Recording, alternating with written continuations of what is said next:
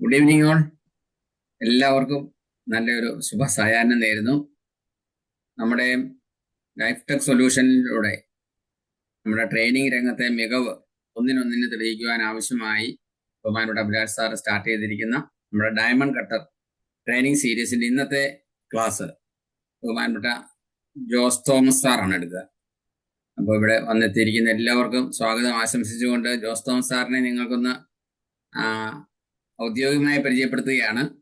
Life ടെക്കിൽ എല്ലാവർക്കും അറിയാമെങ്കിൽ പോലും നമ്മുടെ ഈ ട്രെയിനിങ് സെഷനിലെ ഒരു അവിഭാജ്യ ഘടകമാണ് നമ്മുടെ ജോസ് തോമസ് സാറ്.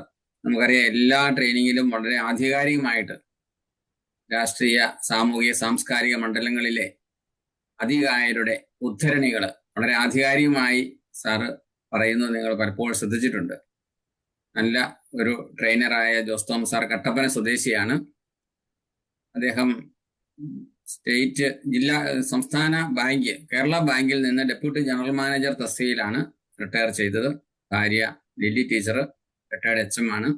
2 മക്കള്, അവർ രണ്ടുപേരും ജോലിയുമായിട്ട് വിദേശത്താണ്.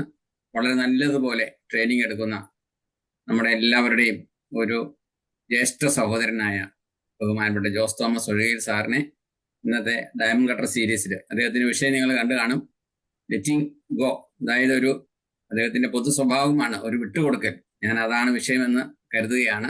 ജോസ് തോമസ് സാറെ എല്ലാവരുടെയും പേരിൽ, ബഹുമാനപ്പെട്ട പ്രിയമാമിന്റെ പേരിൽ, അഭിലാഷ് സാർ യാത്രയിലാണ്, സാറിന്റെ പേരിൽ, ഇവിടെ കൂടിയിരിക്കുന്ന എല്ലാവരുടെയും പേരിൽ ആത്മാർത്ഥമായി സ്വാഗതം ചെയ്യുന്നു. Floor is yours sir. Thank you സാറേ. എല്ലാവർക്കും കാണുകയും കേൾക്കുകയും ചെയ്യാമല്ലോ അല്ലേ? ഓക്കെ, അല്പം കൂടെ സൗണ്ട് കൂട്ടാമെങ്കിൽ. കുഴപ്പമില്ല.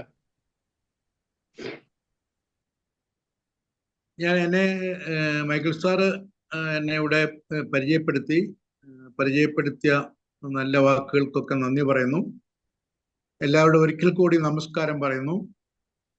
നമുക്ക് ഇന്ന് അഭിലാഷ് സാറിന് പകരം അഭിലാഷ് സാറിനെ പോലെ തന്നെ പ്രിയമാം നമ്മുടെ കൂടെ ഉണ്ട്.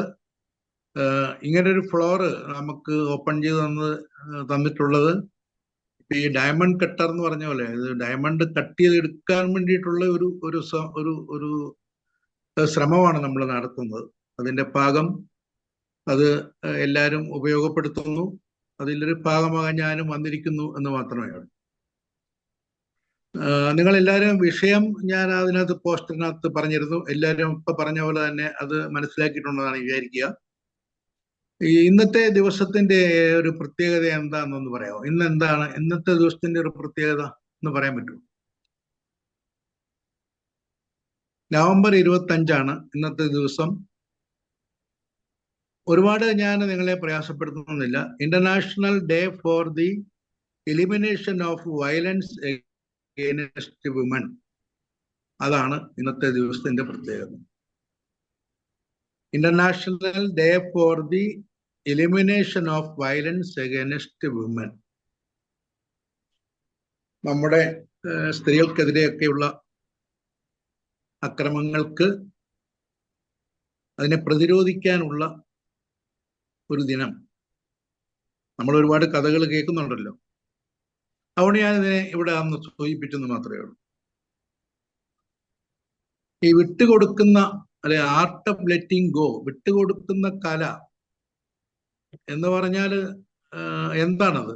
ഒന്ന് ആർക്കെങ്കിലും ഒന്ന് സൂചിപ്പിക്കാമോ? വിട്ടുകൊടുക്കുന്ന കല എന്ന് പറഞ്ഞാൽ, the art of letting go എന്ന് പറഞ്ഞാൽ എന്താ സാറേ? കോൺഫ്ലിക്റ്റ് ഒഴിവാക്കാൻ കഴിയും. സുരേഷ് സാറേ, അതാണ് അതിന്റെ ശരി. പ്രോബ്ലം ഉണ്ടാവുമ്പോ നമ്മൾ അവർക്ക് വിട്ടുകൊടുക്കുക, നമ്മൾ കുറച്ച് ക്ഷമിച്ച് മാറിക്കൊടുത്ത പ്രോബ്ലം അവിടെ സോൾവ് ചെയ്യാൻ പറ്റുമോ? വിട്ടുകൊടുക്കാനുള്ള അനുവദിച്ചു കൊടുക്കുക എന്ന് വേണമെങ്കിൽ പറയാം. അൺകണ്ടീഷണൽ ആയിട്ട് ക്ഷമ കൊടുക്കുക, അൺകണ്ടീഷണൽ ആയിട്ട് ക്ഷമിക്കുക, നമ്മളൊന്ന് റിക്കൺസൈൽ ചെയ്യുക, അല്ലെ? അങ്ങനെയൊക്കെ അല്ലേ? അതെ, നമ്മളത് അക്സെപ്റ്റ് ചെയ്യുന്നു. എന്താണ് സിറ്റുവേഷൻ, എന്താണ്. അപ്പൊ ഈ കേട്ടോണ്ടിരിക്കുന്നവരെല്ലാരും ഈ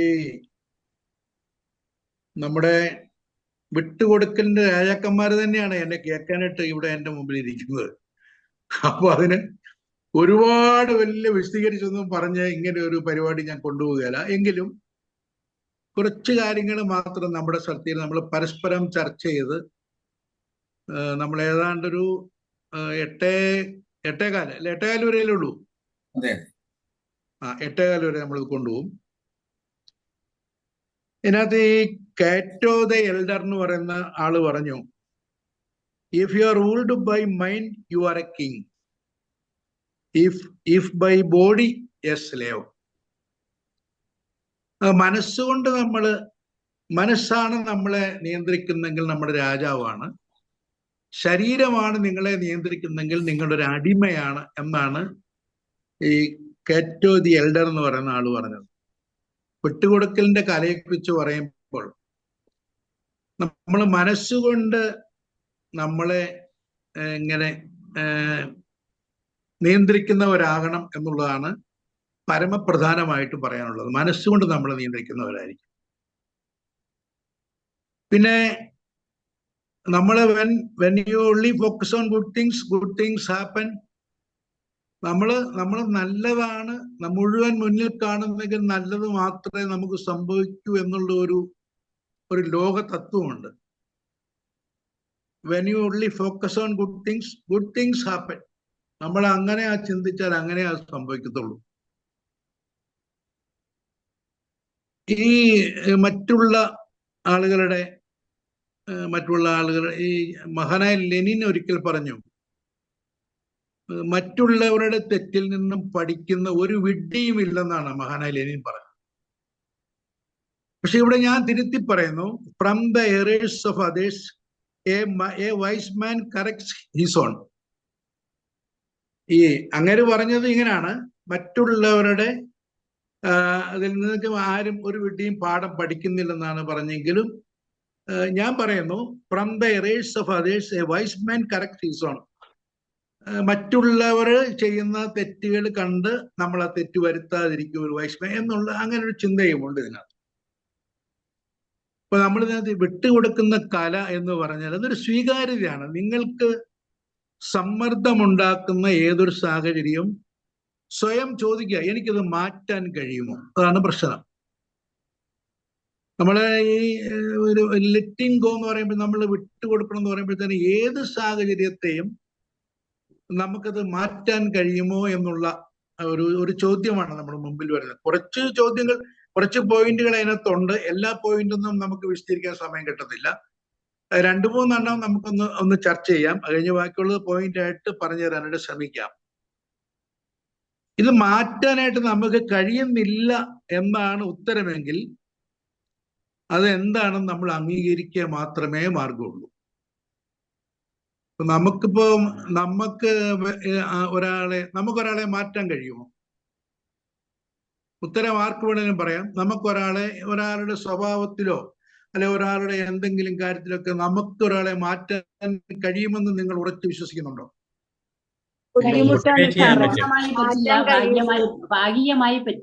മോട്ടിവേറ്റ് ചെയ്യാൻ പറ്റും, സ്വാധീനിക്കാൻ പറ്റും നമ്മളെ ആശയങ്ങള്. നമുക്ക് അതിനൊരു പരിമിതി ഉണ്ട് അല്ലേ?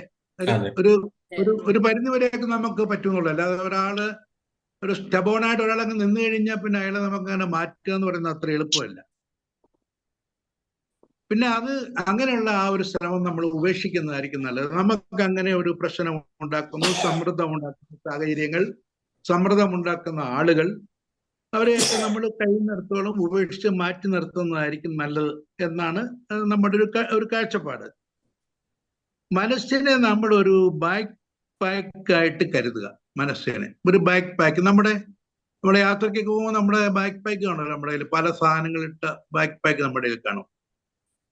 ആ ബാക്ക് പാക്ക് കഴിയുന്നിടത്തോളം നമ്മുടെ ജീവിത യാത്രയിൽ നമ്മൾ കൊണ്ടു നടക്കുന്ന നമ്മുടെ ബാക്ക് പാക്ക് പരമാവധി ഭാരം കുറഞ്ഞതാക്കി യാത്ര എളുപ്പമാക്കാനുള്ള ശ്രമം നടത്തും. അതാണ് ഇതിനകത്ത് ഏറ്റവും കരണീയമായിട്ടുള്ള ആ ഒരു ശ്രമം. രണ്ടാമത്, സന്തോഷകരവും കൂടുതൽ സംതൃപ്തവുമായ ജീവിതം നയിക്കാൻ നിങ്ങളെ സഹായിക്കുന്ന അത്യാവശ്യമായ ഒരു ജീവിത നൈപുണ്യമാണ് വിട്ടുകൊടുക്കൽ എന്ന് പറയുന്നത്.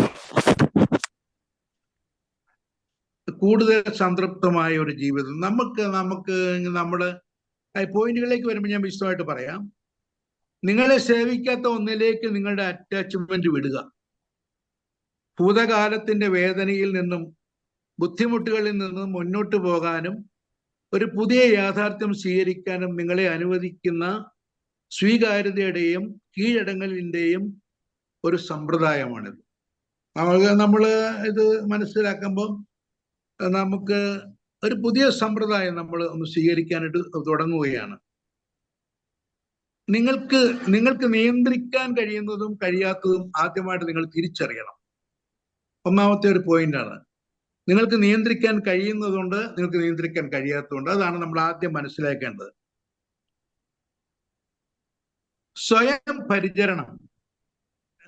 നമ്മളിപ്പോ ഈ വിട്ടുകൊടുക്കണം എന്ന് നമ്മൾ പറയുമ്പം നമ്മൾ മറ്റുള്ള ആൾക്ക് വിട്ടുകൊടുക്കുമ്പോൾ അവരെ പൂർണ്ണമായിട്ട് തൃപ്തിപ്പെടുത്തുന്നതിന് അപ്പുറത്ത് നമ്മുടെ ഒരു വികസനം, നമ്മുടെ ഒരു ഗുണം കൂടെ അതിനകത്ത് നമ്മൾ കാണേണ്ടതുണ്ട്.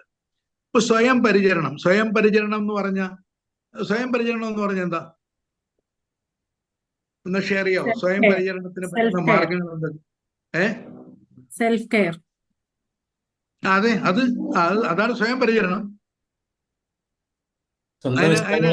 സ്വന്തം ഇഷ്ടങ്ങൾക്ക് താല്പര്യം കൂടുതൽ കൊടുക്കണം. സ്വന്തം കാലിൽ നിൽക്കുക. ജോസാർ പറഞ്ഞാണ് അതിനകത്ത് നമ്മുടെ സ്വന്തം ഇഷ്ടങ്ങൾക്ക്. ഇപ്പം ഒരു നല്ലൊരു അനുഭവത്തിലൂടെ നമ്മൾ എന്തെങ്കിലും ഒരാളുമായി ബന്ധപ്പെട്ട ഒരു നല്ല അനുഭവം, ഒരു നല്ലൊരു പാട്ട് കേൾക്കുക, അല്ലെങ്കിൽ നല്ലൊരു പുസ്തകം വായിക്കുക, അങ്ങനെയൊക്കെ നമ്മൾ സ്വയമായിട്ട് നമ്മളെ പരിചരിച്ചുകൊണ്ടിരിക്കണം. അല്ലാതെ നമ്മൾ ഇത്രയും വല്ലാത്തൊരു പ്രത്യേക ലോകഗതിയിലൂടെയാണ് ഇപ്പൊ പോകുന്നത്. അപ്പൊ നമ്മൾ അതിനകത്ത് ആ ടെൻഷനകത്തും ആങ്സൈറ്റിക്കകത്തും എല്ലാം നമ്മൾ കടന്നു പോവുക. ആങ്സൈറ്റിയെ കുറിച്ച് ഇപ്പൊ ഈ സ്വയം പരിചരണത്തെ കുറിച്ച് പറയുമ്പോൾ ആങ്സൈറ്റിയെ കുറിച്ചുകൂടി ഒരു വാക്ക് പറയാൻ ശരിയല്ല. No amount of anxiety makes any difference to anything that is going to happen. ഒന്നുകൂടെ ഞാൻ പറയാം. No amount of anxiety makes any difference to anything that is going to happen. സംഭവിക്കാൻ പോകുന്നത് സംഭവിച്ചിരിക്കും. നമ്മൾ ചുമ്മാതെ വെറുതെ ആകാംക്ഷപ്പെട്ടിട്ടോ ഉത്കണ്ഠപ്പെട്ടോ ഒന്നും യാതൊരു കാര്യവും ഇല്ല എന്നാ ഞാൻ പറഞ്ഞതിന്റെ അർത്ഥം. നമ്മൾ സ്വയം പരിചരണത്തെ കുറിച്ച് പറയുമ്പം അനാവശ്യമായ ഉത്കണ്ഠകൾ നമ്മുടെ ജീവിതത്തിൽ നിന്നും മാറ്റിവെക്കേണ്ടതുണ്ട്. അതിരുകൾ സജ്ജമാക്കുക. നമ്മൾ ഇതിൽ പറയുമ്പോഴേക്കും അതിരുകൾ സജ്ജമാക്കുക എന്ന് പറഞ്ഞാല് അതെന്താ അതിനകത്ത് ഉദ്ദേശിക്കുന്നത്? അതിരുകൾ സജ്ജമാക്കുക, നമ്മുടെ അതിരുകൾ സജ്ജമാക്കുക.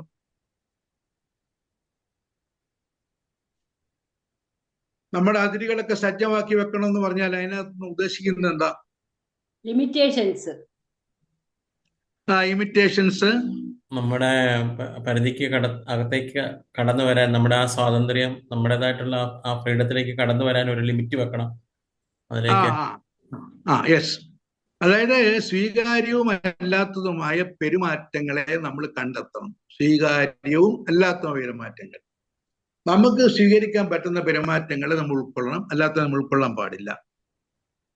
പിന്നെ വേറെ പ്രധാനപ്പെട്ട ഒരു കാര്യം, നമ്മൾ ഈ വിട്ടുകൊടുക്കുന്ന ഒരു കാലം, വർത്തമാന കാലത്തിൽ ശ്രദ്ധ കേന്ദ്രീകരിക്കുക. വർത്തമാനകാലം നമ്മള് വർത്തമാന കാലത്തിലാണോ നമ്മൾ നിൽക്കുന്നത്, അതോ ഭാവിയിലാണോ, അതോ ഇപ്പൊ നിലവിൽ നമ്മൾ കഴിഞ്ഞു പോയ കാലത്തിലാണോ, ഏതിലാണ് നമ്മളിപ്പോ നിൽക്കുന്നത്? നമ്മുടെ ഒരു പൊതുവായ ഒരു കാഴ്ചപ്പാടുണ്ട്. പല ആളുകളും ഭൂതകാലത്തിനെ പറ്റിയിട്ടുള്ള ആശങ്കകളും ഭാവിയെ പറ്റിയിട്ടുള്ള ചിന്തകളും ഒക്കെ ആയിരിക്കും. അതെ, നമ്മള് വർത്തമാന കാലത്തിലാണ് ശരിക്കും നിൽക്കേണ്ടത്. പക്ഷെ നമ്മളെപ്പോഴും ഈ വർത്തമാന കാലത്തെ മറന്നിട്ട് നമ്മൾ പഴയ കാലത്തെ കുറിച്ച്, നഷ്ടബോധത്തെ കുറിച്ചും പുതിയ കാലത്ത് എന്താ ചെയ്യേണ്ടതിനെ കുറിച്ചും ഒക്കെ ചിന്തിച്ച് നമ്മുടെ നൗ എന്നുള്ള സമയവും കൂടി നഷ്ടപ്പെടുത്തുകയാണ് സാറേ ചെയ്യുന്നത്. അപ്പൊ നമ്മൾ വർത്തമാന കാലത്തിലല്ല കൂടുതൽ ആളുകളും, അല്ലെ? അതെ അതെ. നഷ്ടപ്പെട്ടു പോയ എനിക്കത് അങ്ങനെ ആകാമായിരുന്നു, അല്ലെങ്കിൽ എനിക്ക് ഇങ്ങനെ ആകാമായിരുന്നു എന്നുള്ള ഒരു ചിന്ത നമ്മളെ എന്നും ഇങ്ങനെ മതിച്ചുകൊണ്ടിരിക്കും. ഒരു പ്രയോജനം ഇല്ലാത്ത കാര്യം. നമ്മൾ കേട്ടിട്ടുണ്ടല്ലോ, crying over spilt milk is sheer idiocy. അങ്ങനെ ഒരു ഒരെണ്ണം കേട്ടിട്ടില്ലേ? Crying over spilt milk is sheer idiocy. മറിഞ്ഞു പോയ പാലിനെ ഓർത്ത് നമ്മള് കരഞ്ഞുകൊണ്ടിരുന്നിട്ട് യാതൊരു കാര്യമില്ല. നമ്മൾ അത് കഴിഞ്ഞ കാര്യമാണത്. ഇനിയും നമുക്ക് മുന്നോട്ട് എന്താണ്, ഇതിൽ നിന്ന് എന്ത് പാഠം പഠിച്ച് മുന്നോട്ട് പോകാനായിട്ട് പറ്റും? ആൽബർട്ട് ഐൻസ്റ്റൈൻ പറഞ്ഞു, try not to become a person of success, try not to become a person of success, but rather try to become a person of value. നമ്മളെല്ലാവരും ഭയങ്കര, നമ്മുടെ മക്കളോടാണേലും നമ്മുടെ സഹപ്രവർത്തകരാണേലും അവരോടാണേലും ഇവരോട് എല്ലാം പറയുന്നത് ഭയങ്കര വിജയം സമ്പാദിക്കണമെന്നാണല്ലോ, എല്ലായിടത്തും വിജയിക്കണം. പക്ഷേ വാല്യൂവിനെ കുറിച്ച് നമ്മൾ അങ്ങനെ അടിവരയിട്ട് വിജയത്തെ കുറിച്ച് പറയുന്നത് പോലെ പറയാറില്ല. അപ്പം അതിൽ സക്സസ് ആക്ക് നല്ലതാണ്, പക്ഷേ try to become a man of value, അങ്ങനെ ആകണം എന്നാണ് അദ്ദേഹം പറയുന്നത്. അത് നമ്മുടെ ഈ പറയപ്പെടുന്ന ഇതിൽ നമ്മുടെ ഒരു ആർട്ട് ഓഫ് ലെറ്റിംഗ് ഗോ, അല്ലെങ്കിൽ അങ്ങനെ ഒരു വിട്ടുകൊടുക്കലിന്റെ ഒരു ആളാകാനായിട്ട് നമ്മൾ ശ്രമിക്കുമ്പോൾ നമ്മൾ ചെയ്യേണ്ട കാര്യത്തെ കുറിച്ചാണ് പറയുക. വിട്ടുകൊടുക്കലിന്റെ ഒരു 3-4 കാര്യങ്ങൾ നിങ്ങൾക്കൊന്ന് പറയാൻ പറ്റുമോ? വിട്ടുകൊടുക്കലിന്റെ നമ്മോട് പറയുന്നത് ഇത്രയേ ഉള്ളൂ. അതായത് നിങ്ങൾ ഇങ്ങനെ പല കാര്യങ്ങളിലും അറ്റാച്ചായിട്ട് നിൽക്കുകയാണെങ്കിൽ, വിട്ടുകൊടുക്കാൻ തയ്യാറാവുന്നില്ല, അറ്റാച്ചായിട്ട് നിങ്ങൾ നിൽക്കുകയാണെങ്കിൽ നിങ്ങൾക്ക് ഈ പറയപ്പെടുന്ന ഒരു മാസ്റ്റർ, ഈ പറയപ്പെടുന്ന നാട്ടിൽ ഒരു മാസ്റ്റർ ആകാൻ പറ്റില്ല. അങ്ങനെ നിങ്ങൾ പിടിച്ചോണ്ട് നടക്കുന്ന ഏതൊക്കെ കാര്യങ്ങളാണുള്ളത് ഒന്ന് പറയാം, ഒന്ന് ഷെയർ ചെയ്യൂ. എല്ലാവർക്കും കാണും, ഓരോരുത്തർക്ക് കാണും. നമ്മളുടെ പാസ്റ്റ് മിസ്റ്റേക്സിനെ ലെറ്റിംഗ് ഗോ ചെയ്യാം. പാസ്റ്റ് മിസ്റ്റേക്സിനെ നമുക്ക് വേണമെങ്കിൽ അത് വിട്ടുകൊടുക്കാം. വേറെ detach from all attaching troubles. അച്ഛാ സാറേ മലയാളത്തിലൊന്ന് പറഞ്ഞാൽ? അതായത് നമ്മള് ട്രബിൾസ് നമുക്കറിയാം ആണെങ്കിൽ പിന്നെ അതിൽ നിന്ന് വിട്ടു നിൽക്കുക എന്നാണ് ഡിറ്റാച്ച് ഫ്രം അറ്റാച്ചിങ് ട്രബിൾസ്. ട്രബിൾസിൽ നിന്ന് മാറ്റി ഡിറ്റാച്ച് ചെയ്ത് നിൽക്കുക. പിന്നെ വേറെ നെഗറ്റീവായിട്ട് പറഞ്ഞോളൂ. Detach from negative thoughts. അതെ, നമ്മൾ നെഗറ്റീവായിട്ട് നമ്മളെ ബാധിക്കുന്ന എല്ലാ കാര്യങ്ങളും നമ്മൾ ലെറ്റ് ഇറ്റ് ഗോ ഉള്ള ആറ്റിറ്റ്യൂഡ് എടുക്കണം. ഈ സമയം പോയിക്കോളും, അതുകൊണ്ട് നമ്മൾ മാനസികമായി ബുദ്ധിമുട്ടിക്കുന്ന ഒരു അവസ്ഥ വരുമ്പോൾ നമ്മൾ അതിൽ കരഞ്ഞിരിക്കാണ്ട് ഈ സമയം മാറും, വേറെ നല്ല സമയം വരും എന്നൊരു ആറ്റിറ്റ്യൂഡില് ഈ മോശം സമയത്തിനെ നമ്മൾ വളരെ ബുദ്ധിമുട്ടെന്ന് വളരെ വിഷമിക്കാതെ നമ്മൾ ഇതും പോയി ഈ അവസ്ഥയും പോയിക്കോട്ടെ എന്ന ഒരു ആറ്റിറ്റ്യൂഡ് എടുക്കണം. ഓക്കെ, അത് നല്ല പോയിന്റ് ആയിരുന്നു. വേറെ ആർക്കെങ്കിലും ഷെയർ ചെയ്യാനുണ്ടോ? നിങ്ങൾ ഈ പറഞ്ഞ എനിമിറ്റി അച്ഛൻ പറഞ്ഞു, ജോൺ സേവ അച്ഛൻ പറഞ്ഞു, എനിമിറ്റി എന്ന് പറഞ്ഞാൽ ഒരു ശത്രുത അല്ലേ അച്ഛാ? അച്ഛനെ എഴുതിയിരിക്കുക, അതുകൊണ്ട് എനിക്ക് അച്ഛനോട് പറയാൻ പറ്റുന്നില്ല. ഗുഡ് ഈവനിങ് എല്ലാവർക്കും. ഒരു ചെറിയ കാര്യം, just sorry for the interruption. എല്ലാം നടന്നു പോകുമെന്ന് പറഞ്ഞപ്പോഴേ എനിക്ക് നയൻതാരേന്റെ ഒരു സിനിമ, നമ്മൾ നെട്രിക് കണ്ണ് എന്ന് പറഞ്ഞൊരു മൂവി ഉണ്ട്, അതില് ഭയങ്കര സിനിമയില് വലിയൊരു പ്രാവണ്യം ഇല്ല കേട്ടോ. അതില് പറയുന്നുണ്ട്, ഇതുവേ എല്ലാം നടന്നു പോകും, എല്ലാം നടക്കേണ്ടത് അങ്ങനെ തന്നെ നടന്നു പോകും, അത് നമ്മൾ അതനുസരിച്ച് നമ്മൾ അതിജീവിക്കണം. അല്ല, ഞാൻ മുമ്പേ പറഞ്ഞായിരുന്നു, no amount of anxiety makes any difference to anything that is going to happen.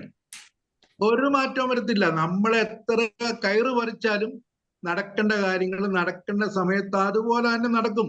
അല്ലെ, നിങ്ങൾ ഓരോ അനുഭവങ്ങളും നിങ്ങളുടെ ചിന്തിച്ചു നോക്കിക്കോളൂ. അപ്പൊ ഞാനിപ്പോ ഈ പറഞ്ഞ കാര്യങ്ങളെല്ലാം കൂടെ ഒന്ന് വിലയിരുത്തിക്കൊണ്ട് ഈ ആർട്ട് ഓഫ് ലെറ്റിംഗ് ഗോയിൽ നമ്മള് പിന്നെ അറ്റാച്ച്ഡ് ആകണ്ടാത്ത കുറച്ച് പോയിന്റ് എന്ന് പറയാം. കുറച്ച് പോയിന്റ് 2-3 ഒന്ന് വിശദീകരിച്ചും പറയാം. ഒന്ന്, ഒരു 10 പോയിന്റ് പറയാം. എടുക്കാം. ഒന്ന്, മെറ്റീരിയൽ പൊസഷൻസ്. നമുക്ക് അതൊന്ന് മ്യൂട്ടാക്കാൻ. നമുക്കിങ്ങനെ വിട്ടുകൊടുക്കലിന്റെ ഒന്നാമത്തെ ഒരു തത്വമാണ് മെറ്റീരിയൽ പൊസഷൻസിനെ കുറിച്ചുള്ള നമ്മുടെ ആകുലതകൾ ഒഴിവാക്കണം നമ്മൾ. 2, നമ്മൾ പറഞ്ഞ ദ പാസ്റ്റിനെ കുറിച്ചുള്ള ചിന്ത, ദ പാസ്റ്റ്. മൂന്ന് നമ്മുടെ ഈ ഫ്ലോറിലെ നിരവധി തവണ ചർച്ച ചെയ്തിട്ടുള്ള ഒരു സംഭവമാണ് അതർ പീപ്പിൾസ് ഒപ്പീനിയൻസ്. അവരെന്ത് പറയും, അങ്ങനൊന്നും നമ്മൾ ചിന്തിക്കേണ്ട കാര്യമില്ല. നാട്ടുകാർ പലതും പറഞ്ഞിരിക്കും. അതവിടെ നിൽക്കട്ടെ. അടുത്തത് ദ നീഡ് ഓഫ് കൺട്രോൾ. നമുക്ക് പല കാര്യങ്ങളിലും ഒരു കൺട്രോൾ വേണം. കൺട്രോൾ ഇല്ല, നീഡ് ഓഫ് കൺട്രോൾ. അഞ്ചാമത്തതാണ് പെർഫെക്ഷനിസം. ജോലി ചെയ്യുന്ന ആളുകൾ ഒരുപാട് പേര് ഈ കൂടെ ഇരിപ്പുണ്ട്, ജോലി ചെയ്ത് കഴിഞ്ഞവരുണ്ട്. നിങ്ങൾ ചിലരെങ്കിലും ഒന്ന് പെർഫെക്റ്റ് ആകാനായിട്ട് ചിലപ്പോൾ ഒരു പക്ഷേ ശ്രമിച്ചിട്ട് കാണും, ഇപ്പോഴും ശ്രമിക്കുന്നവർ കാണും. അത് അത്ര നല്ല ഒരു ക്വാളിറ്റി അല്ല. അത് നമുക്ക് ഈ പറയപ്പെടുന്ന ലെറ്റിംഗ് ഗോ, അതിനകത്ത് പെർഫെക്ഷനിസം അത്ര നല്ലതല്ല. ജോലിയൊക്കെ ഭംഗിയായിട്ട് ചെയ്യണം, അത് ചെയ്യണമെന്നല്ല പറയുന്നത്. പെർഫെക്ഷനിസത്തിൽ നിന്ന് നമ്മൾ വിടുതൽ പ്രാപിക്കണം, ഒന്നത്. പിന്നെ ആറാമത്തെ ഫിയർ ഓഫ് ചേഞ്ച്. നമുക്ക് മാറാനുള്ള ഒരു ഭയം, fear of change. Fear of ചേഞ്ചിനെ കുറിച്ച് ഞാനൊന്ന് വിശദമായിട്ട് പറയാം. മാറ്റം ജീവിതത്തിന്റെ സ്വാഭാവിക ഭാഗമാണ്. ഈ ബുദ്ധമതത്തില് എല്ലാവരും കഷ്ടപ്പെടുന്നവർ അർത്ഥം വരുന്ന ദുഃഖ എന്നൊരു വാക്കുണ്ട്. ശ്രീബുദ്ധ മതത്തിലാണ് മനുഷ്യർക്ക് ഏറ്റവും കൂടുതൽ കഷ്ടപ്പാടുകൾ ഉണ്ടാക്കുന്നത് അവർ മാറ്റത്തെ ഭയപ്പെടുന്നതിലാണ്. അതാണ് നമ്മൾ മാറാൻ തയ്യാറല്ല. എന്നാണേലും നമ്മൾ അതിനകത്ത് കിടന്ന് തുഴഞ്ഞോണ്ടിരിക്കുക, നമുക്ക് മാറാൻ തയ്യാറല്ല. ഈ മാറ്റം ഇല്ലാത്ത എന്തിനാ? എന്ന് പറഞ്ഞ മാറ്റം ഇല്ലാത്തത് എന്തിനാ? അത് മാത്രമേ ഉള്ളൂ. മാറ്റം എന്ന് പറയുന്ന ഒരു വാക്കിന് മാത്രമേ മാറ്റമില്ല, ബാക്കിയുള്ള എല്ലാം മാറിക്കൊണ്ടിരിക്കും. സന്തോഷത്തിൽ ജീവിക്കാൻ മാറ്റം ഉൾക്കൊള്ളണം. മാറ്റത്തെ ഭയപ്പെടുന്നതിലാണ് സന്തോഷം, സങ്കടം എന്നിവ ഉണ്ടാകുന്നത്. മാറ്റമില്ലാത്തത് മാറ്റം എന്ന വാക്കിന് മാത്രമാണ്. നിങ്ങളൊരു പരാജയമാണെന്ന ചിന്ത നിങ്ങൾ മാറ്റിയേ പറ്റൂ. ചിലർക്ക് അങ്ങനെ ഒരു ധാരണ, ഞാനൊരു പരാജയമാണ്, എന്നെ കൊണ്ട് ഒന്നിനും കൊള്ളത്തില്ല. നിങ്ങൾ ആരും പരാജിതരല്ല. എനിക്കറിയാം, എൻ്റെ ഈ ഫ്ലോറിലേക്ക് എന്നെ കേൾക്കുന്ന ഒരു മനുഷ്യൻ പോലും പരാജയത്തെ അംഗീകരിക്കുന്ന ആളല്ല. പക്ഷെ നമുക്കിങ്ങനെ നമ്മുടെ സമൂഹത്തിലുള്ള ഒരുപാട് ആൾക്കും അങ്ങനെ ഒരു ധാരണയുണ്ട്. ആൽബർട്ട് ഐൻസ്റ്റൈൻ പറഞ്ഞു, the measure of intelligence is the ability to change. ഞാൻ ഒന്നുകൂടെ വായിച്ചേക്കാം. The measure of intelligence is the ability to change. അതായത് നമ്മുടെ ബുദ്ധി എന്ന് പറയുന്നത് അത് നമ്മൾ മാറ്റത്തിൽ കാണിക്കുന്ന എബിലിറ്റിയാണ്. അവിടെയാണ് മാറാനുള്ള നമ്മുടെ ഒരു എബിലിറ്റി. നമ്മളെ കിടക്കുന്ന അന്നത്തെ പോലെ തന്നെ ഇന്നും തുടരുന്നു. കാലം ഒരുപാട് പുരോഗമിച്ചു, സാങ്കേതിക വിദ്യകൾ വന്നു, എന്നിട്ടൊന്നും നമ്മളത് ഉൾക്കൊള്ളാനോ മാറാനോ ഒന്നും തയ്യാറില്ല. അപ്പൊ അങ്ങനെ ഈ ഫിയർ ഓഫ് ചേഞ്ച് നമുക്ക് ഇതിനകത്ത് പാടില്ല എന്നാണ് ഈ പറയപ്പെടുന്ന കാര്യത്തെ കുറിച്ച് പറയാനുള്ളത്. അടുത്തത് അൺഫോർഗീവ്നെസ്. നമുക്ക് മിക്കവാറും എല്ലാവർക്കും തന്നെ ഉള്ള ഒരു കാര്യമാണ്. നമുക്ക് ക്ഷമിക്കാനുള്ള നമ്മുടെ ഒരു കഴിവില്ലായ്മ. ക്ഷമിക്കാൻ നമുക്ക് കഴിവില്ല. ഈ ക്ഷമയില്ലെങ്കിൽ അതിനെക്കുറിച്ച് പറയുന്നത്, ക്ഷമിക്കാൻ കഴിയാത്ത ആളുകള് നമ്മള് വിഷം കുടിച്ചിട്ട് മറ്റുള്ളവർ മരിക്കണം എന്ന് ചിന്തിക്കുന്നതിന് തുല്യമെന്നാണ് പറയുക. നമ്മൾ വിഷം കുടിക്കുക, മറ്റുള്ളവർ മരിക്കണം എന്ന് പറയാം. അവരങ്ങനെ മരിക്കുമോ എന്ന് പറഞ്ഞാൽ, നമ്മൾ ഒരാളുടെ വിദ്വേഷത്തിൽ നടന്നാൽ അയാളോടൊന്നും ക്ഷമിക്കാതെ വിദ്വേഷം നടന്നു കഴിഞ്ഞാൽ അത് നമുക്ക് തന്നെയാണ് അയാളേക്കാളും കൂടുതൽ ദൂഷ്യം വരുന്നുള്ള അർത്ഥത്തിലായി പറയുന്നത്. അപ്പൊ അങ്ങനെ അൺഫോർഗീവ്നെസ് പാടില്ല. ഈ മാർക്കസ് ഔറേലിയസ് എന്ന് പറയുന്ന ആള്, അദ്ദേഹം പറഞ്ഞു, പഴയ ഒരാളാ മാർക്കസ് ഔറേലിയസ്, നിങ്ങൾക്ക് അറിയാലോ. പുള്ളി പറഞ്ഞു, the best revenge is not to like your enemy. അതാണ് ഏറ്റവും വലിയ നമ്മുടെ ശത്രുവിനെ പോലെ നമ്മൾ ആകുകയോ പെരുമാറുകയോ ചെയ്യാൻ പാടില്ല. അതാണ് അയാൾക്ക് കൊടുക്കാൻ ഏറ്റവും വലിയ ഒരു ശിക്ഷ. The best revenge is not to like your enemy എന്നാണ് മാർക്കസ് പറയുന്നത്. അപ്പൊ നമ്മൾ ക്ഷമിക്കേണ്ടതിന്റെ ഒരു ആവശ്യം, ഫോർഗിവ്നെസ്, അത് നമ്മുടെ ജീവിതത്തിൽ നിന്ന് മാറ്റുമ്പോഴാണ് നമുക്ക് ഈ പറയപ്പെടുന്ന ആർട്ട് ഓഫ് ലെറ്റിംഗ് ഗോയിലേക്ക് നമുക്ക് വരാനായിട്ട് പറയാം. പിന്നെ ഉള്ളത് കമ്പാരിസൺസ് എങ്ങനെയൊക്കെ കമ്പയർ ചെയ്യുന്നത് നിങ്ങൾക്കറിയാം. കമ്പാരിസൺസിനെ കുറിച്ച് പറഞ്ഞിരിക്കുന്ന, ഞാനിതെല്ലാം ഇങ്ങനെ ഈ വാക്യങ്ങൾ പറയുമ്പോഴത്തേനെ എനിക്കത് കമ്പാരിസൺസ്, തിയഡോർ റൂസ്വെൽറ്റ് പറഞ്ഞത് comparison is the thief of Joy എന്നാ പറഞ്ഞത്. Comparison is the thief of Joy. നമ്മുടെ ഇടയിൽ കമ്പയർ ചെയ്യാണ് നമ്മൾ. അവനാണ് മിടുത്തത്, ഇവനാണ് മിടുക്ക, അവനേക്കാൾ മിടുക്ക മറ്റവനാണ്. ഇങ്ങനെ പറയുമ്പോൾ നമ്മുടെ ഇടയിലുള്ള നമ്മുടെ സന്തോഷം പോവും. നമുക്ക് ഇപ്പോൾ നമ്മൾ 2-3 പേരിരിക്കുന്നതിനകത്ത് പറയാണ് നിങ്ങളെക്കാൾ മിടുക്കൻ, അല്ലെങ്കിൽ ഇപ്പം മൈക്കിൾ സാറിനേക്കാൾ മിടുക്കൻ പിന്നെ സുരേഷ് കുമാർ സാറാണ് എന്ന് ഞാൻ പറയുമ്പോൾ നമ്മുടെ ഇടയിലുള്ള ഒരു വിഭജനം വരുന്നുണ്ട്. നമ്മുടെ സന്തോഷം നഷ്ടപ്പെടുന്ന ഒരു സ്റ്റേറ്റ്മെന്റ് ആണത്. അത് അങ്ങനെ പറയേണ്ട കാര്യമില്ല. അപ്പൊ അങ്ങനത്തെ ഒരു ന്യായമല്ല. നമ്മൾ ഈ പിള്ളേരുടെ ഇടയ്ക്കൊക്കെ അങ്ങനെ ഒരുപാട് കമ്പാരിസൺ ഒക്കെ നടത്തുന്നവർ ചുമ്മാ കാര്യം മനസ്സിലാക്കാതെ ചുമ്മാ കമ്പയർ ചെയ്യുക. അതിലൊക്കെ അവന് 90 മേടിച്ചു, നിനക്ക് ഇവിടെ 70 കിട്ടിയുള്ളൂ, ഇതാ അങ്ങനെയൊക്കെ നമ്മൾ പറയാറുണ്ട്. അപ്പൊ അങ്ങനെയുള്ള ആ ഒരു കമ്പാരിസൺ പാടില്ല. അപ്പൊ ഇതിനകത്തുനിന്ന് രക്ഷപ്പെടണമെന്നുണ്ട്. പിന്നെ ഉള്ളത് നീഡ് ഓഫ് കൺട്രോൾ ആണ്. നീഡ് ഓഫ് കൺട്രോൾ എന്ന് പറയുമ്പോഴത്തേക്കും നമ്മൾ കൺട്രോൾ ചെയ്യണം. ഞാൻ മുമ്പേ അതിനെക്കുറിച്ചൊന്ന് സൂചിപ്പിച്ചായിരുന്നു. നമ്മൾ കൺട്രോൾ ചെയ്യാന്ന് പറഞ്ഞു കഴിഞ്ഞാൽ ഹൃദയം അവിശ്വസനീയമായ വിധം പ്രതിരോധ ശേഷി ഉള്ളതാണെന്ന് നമ്മൾ എല്ലാവരും മനസ്സിലാക്കണം. ഹൃദയം, നമ്മുടെ മനുഷ്യന്റെ ഹൃദയം, നിങ്ങളാകാൻ തിരഞ്ഞെടുത്തത് നിങ്ങളാണ്. നിങ്ങളെ തിരഞ്ഞെടുത്തത് നിങ്ങൾ തന്നെയാണ്. നിങ്ങൾ ശക്തനാണ്, നിങ്ങൾ സുന്ദരനാണ്. അത് നിങ്ങൾ വിശ്വസിക്കണം. നിങ്ങൾ നിങ്ങളെ കൺട്രോൾ ചെയ്യണം.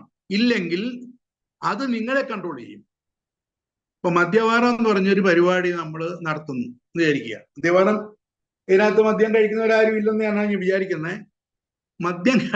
മദ്യം കഴിക്കുന്ന ആളുകൾ നിയന്ത്രിച്ചില്ലെങ്കിൽ മദ്യം അവരെ കഴിക്കും. അത് ഒരു സാമാന്യ തത്വമാണ്. ഞാൻ ചുമ്മാ അതൊരു തമാശ വേണമെങ്കിൽ സൂചിപ്പിക്കുക മാത്രമേ ഉള്ളൂ. അങ്ങനെയുള്ള കാര്യങ്ങൾ അതൊക്കെ നമ്മുടെ ഈ പറയപ്പെടുന്നത് വിട്ടുകൊടുത്തെങ്കിൽ മാത്രമേ. അവസാനത്തെ ഒരു പോയിന്റ് പിന്നെ ഒരെണ്ണമുണ്ട്, കോൺസ്റ്റന്റ് ബിസിനസ് എന്ന് പറഞ്ഞു കഴിഞ്ഞാൽ ഭയങ്കര തിരക്കുള്ള ചില മനുഷ്യരുണ്ട്. അവർക്കൊന്നും സർവാംഗം തിരക്കാണ്, മുഴുവൻ തിരക്കാണ്. ഒന്നിനും ഒരു സമയമില്ല, ഒന്നിനും സമയമില്ലാത്ത ചില ആളുകളുണ്ട്. അത് നമുക്ക് ഗുണത്തേക്ക് അറിയാതെ ദൂഷ്യം ചെയ്യും. അപ്പൊ അങ്ങനെയുള്ള കോൺസ്റ്റന്റ് ബിസിനസ് പരിപാടികൾ ഒരിക്കലും നമുക്ക് അത്ര നല്ലതല്ല. പിന്നെ ഏറ്റവും അവസാനത്തെ നമുക്ക് ഇങ്ങനെയുള്ള ഈ വിട്ടുകൊടുക്കേണ്ട ഒരു കാര്യമാണ് അൺറിയലിസ്റ്റിക് എക്സ്പെക്ടേഷൻസ്. സാമാന്യത്തിലുള്ള പ്രതീക്ഷയൊക്കെ കൊള്ളാം, ഒരിക്കലും യാഥാർത്ഥ്യമാകുകയില്ലാത്ത എക്സ്പെക്ടേഷൻസ് ഒന്നും നമുക്ക് അത്ര നല്ലതല്ല എന്നാണ് ഇതിനകത്തൊന്നും നമ്മളോട് പറഞ്ഞു തരുന്നത്. അതിനാ പറയുന്നത് too much expectation leads to disappointment. ഒന്നുകൂടെ പറഞ്ഞു സാറേ. Too much expectations leads to disappointment. അപ്പൊ നമ്മൾ അങ്ങനെ അത് പാടില്ല. നമുക്ക് ഓരോ മനുഷ്യർക്കും ഓരോ കഴിവുണ്ട്, ഓരോരുത്തരും യൂണീക്കാണ്. അങ്ങനെയൊക്കെയുള്ള കാര്യങ്ങളുണ്ട്. അപ്പൊ ചെയ്യാൻ പറ്റുന്ന കാര്യങ്ങളൊക്കെ പലർക്കും ഉണ്ട്. കൺട്രോളിനെ കുറിച്ച് പറയുമ്പോഴും കമ്പാരിസനെ കുറിച്ച് പറയുമ്പോഴും ഒക്കെ അങ്ങനെയാണ്.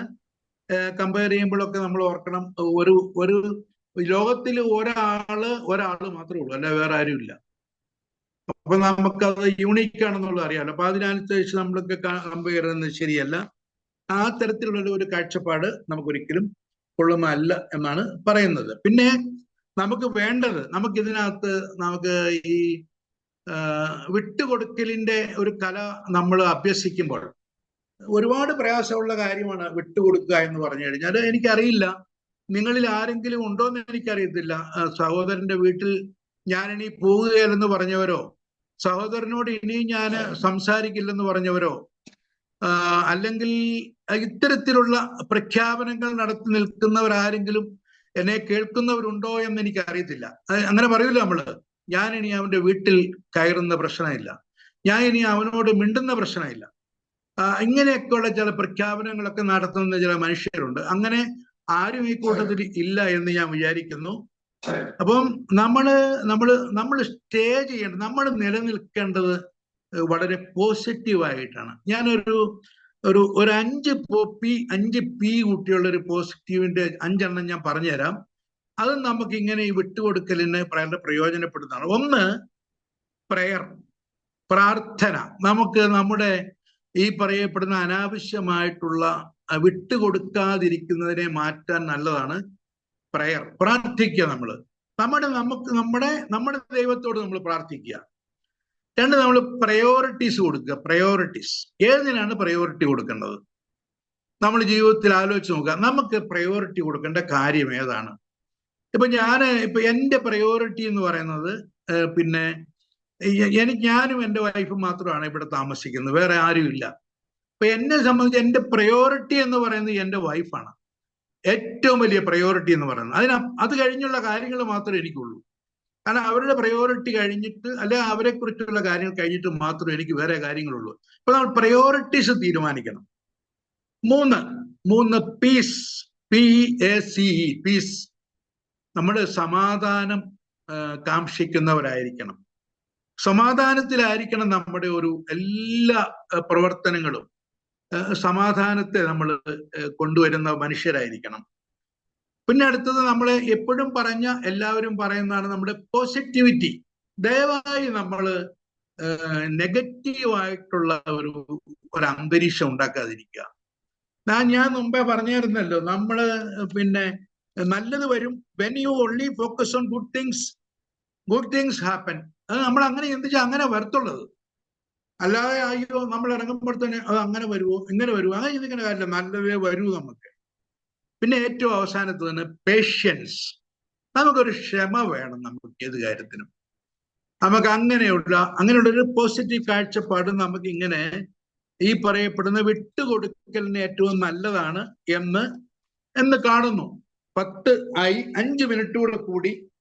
നിങ്ങൾ കേട്ടിട്ടുണ്ടാവും താവോ ധ്യാനം എന്ന് പറഞ്ഞൊരു പരിപാടിയെ കുറിച്ച് കേട്ടിട്ടുള്ളവരുണ്ടോ? താവോ ധ്യാനം എന്ന് പറഞ്ഞ സംഭവത്തെ കുറിച്ച് കേട്ടിട്ടുണ്ടോ? എല്ലാവരും ഒന്ന് ഇനി പുസ്തകം കാത്തു വെച്ചു. എല്ലാവരും ഒന്ന് കണ്ണടച്ച് വളരെ കംഫർട്ടബിൾ ആയിട്ടൊന്ന് ഇരിക്കുക. വെറുതെ ഇരുന്നാൽ മതി. ഒന്ന് ഇരിക്കുക. നിങ്ങൾ ശ്വാസത്തിൽ ഒന്ന് ശ്രദ്ധിക്കുക. ശ്വാസം നിങ്ങൾ വിടുന്നുണ്ട്. നമ്മൾ 1 മിനിറ്റിൽ എത്ര പ്രാവശ്യം ശ്വാസം വിടും? പറയാവോ?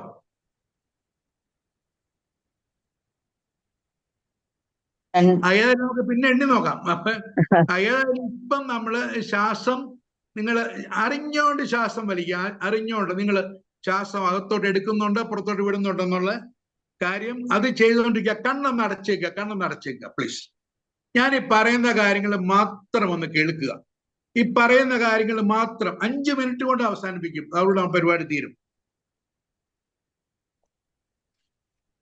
വേറെ ആരും ശ്രദ്ധിക്കേണ്ട. ശ്വാസത്തിൽ ശ്രദ്ധിക്കുക. നിങ്ങളുടെ കണ്ണടച്ചിരിക്കട്ടെ. ഞാൻ പറയുന്നത് മാത്രം കേട്ടാൽ മതി.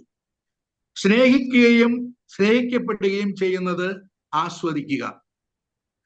അവനവനോട് അന്യരോട് സമാധാനപരമായ സമീപനം സ്വീകരിക്കുക. അവനവനോടും അന്യരോടും കരുണയുണ്ടായിരിക്കുക. ആഗ്രഹങ്ങളെ കഴിയുന്നത്ര കുറയ്ക്കുക.